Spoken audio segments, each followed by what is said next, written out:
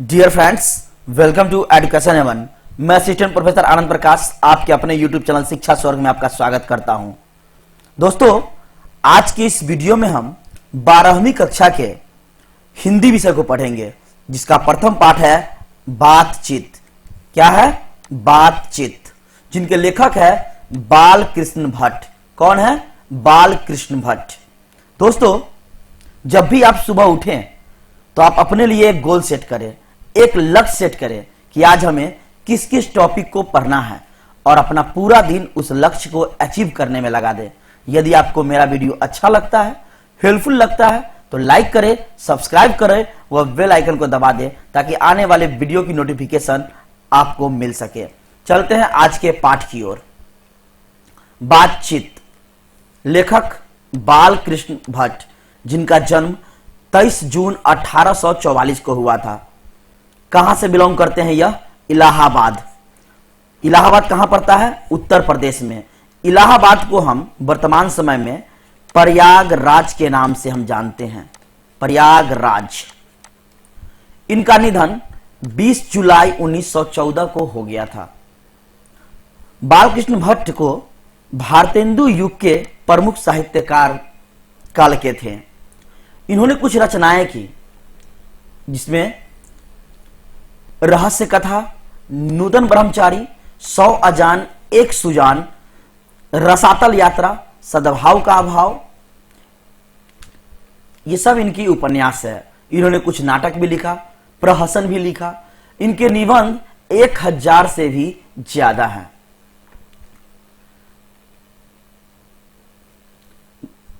बालकृष्ण भट्ट ने जो सारांश दिया उस पर चर्चा करते हैं। बातचीत शीर्षक निबंध आधुनिक काल के प्रसिद्ध निबंधकाल बालकृष्ण भट्ट द्वारा रचित है, यानी लिखा गया है, जिसमें वाक शक्ति को लेखक का वरदान बताया गया है। वाक शक्ति मतलब बातचीत करने का तरीका। आगे बालकृष्ण भट्ट जी कहते हैं, वाक शक्ति अगर इंसान में न हो, अगर मनुष्य में न हो, तो न जाने इस गूंगी सृष्टि का क्या होगा। क्योंकि जो लोग बोलेगा नहीं, जब बातचीत नहीं करेगा, तो ये सृष्टि का विकास कैसे होगा। लेखक कहते हैं, बातचीत में वक्ता को स्पीच की तरह नाज नखरा जाहिर करने का मौका नहीं मिल पाता है। आगे लेखक कहते हैं, जैसे आदमी को जिंदगी रोचक पूर्ण बनाने के लिए खाना पीना, चलना फिरना, घूमना टहलना, ये सब की जरूरत पड़ती है, ठीक उसी तरह से बातचीत भी अति आवश्यक है। इससे चित्त हल्का हो जाता है और मवाद जो हृदय में बैठा हुआ है वो भाव बनकर उड़ जाता है, यानी कि परेशानियां दूर हो जाती है, जिंदगी रोचक पूर्ण हो जाता है। वेन जॉनसन कहते हैं कि बोलने से ही मनुष्य के रूप का साक्षात्कार होता है। एडिसन मानते हैं कि असल बातचीत सिर्फ 2 व्यक्तियों में हो सकती है, अर्थात जब 2 लोग आपस में मिलकर बातचीत करते हैं तो अपने दिल खोलकर बात करते हैं, दिल खोलकर रख देते हैं। फिर लेखक कहते हैं, जब 3 लोगों के बीच बातचीत होती है तो वह अंगूठी में जुड़ी नग जैसी प्रतीत होती है, लेकिन जब 4 लोगों के बीच बातचीत होती है तो केवल वह औपचारिकता रह जाती है। बालकृष्ण भट्ट जी कहते हैं कि यूरोप के लोगों में बातचीत करने का बहुत अच्छा हुनर है, जिसे हम आर्ट ऑफ कन्वर्सेशन भी कहते हैं। इनके प्रसंगों को सुनकर कान को अत्यंत सुख का अनुभव होता है, जिसे सुखद गोष्ठी भी कहते हैं।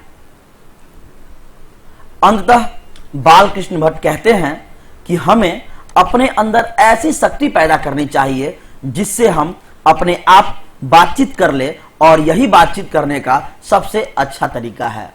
यानी कि इस पूरे पाठ में बालकृष्ण भट्ट जी ने बताया कि बातचीत होना बहुत ही जरूरी है। बातचीत करने से मन की परेशानियां दूर हो जाती है, सुखद महसूस होता है। चलते हैं आज के प्रश्नों की ओर।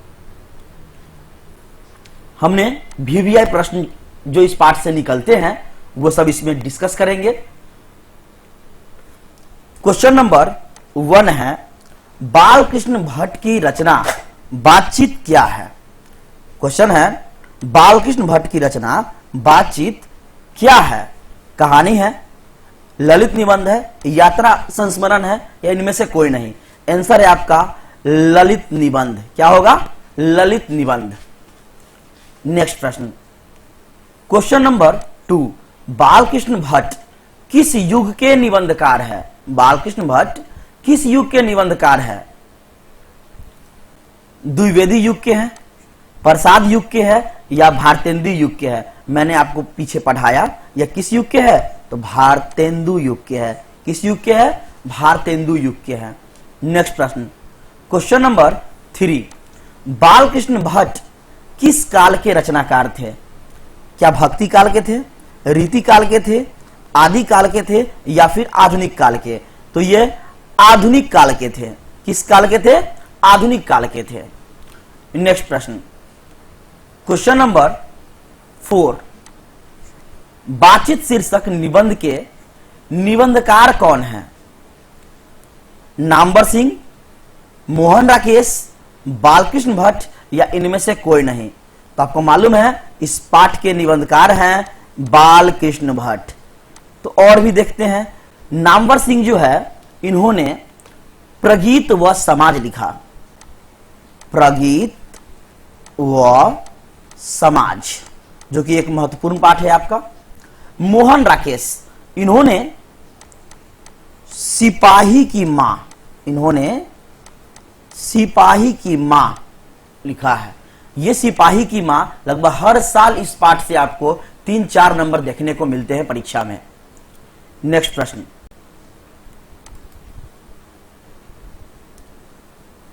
क्वेश्चन नंबर 5 है, बालकृष्ण भट्ट का जन्म कब हुआ था? 20 जून 1844, या 21 जून 1844, 22 जून 1844, या फिर 23 जून 1844? आंसर होगा आपका 23 जून 1844 को जो है बालकृष्ण भट्ट जी का जन्म हुआ था। नेक्स्ट प्रश्न, क्वेश्चन नंबर 6, बालकृष्ण भट्ट का जन्म कब हुआ था? सॉरी, यहां मृत्यु होगी।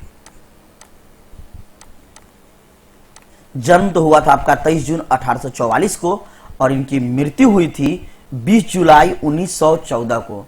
कब हुई थी? 20 जुलाई 1914 को। नेक्स्ट प्रश्न, क्वेश्चन नंबर 7, बालकृष्ण भट्ट का जन्म कहां हुआ था? काशी, लखनऊ, इलाहाबाद, या कानपुर? तो इनका जन्म हुआ था इलाहाबाद। किस राज्य में पड़ता है यह? यह पड़ता है आपका उत्तर प्रदेश में। कहां पड़ता है? उत्तर प्रदेश में पड़ता है।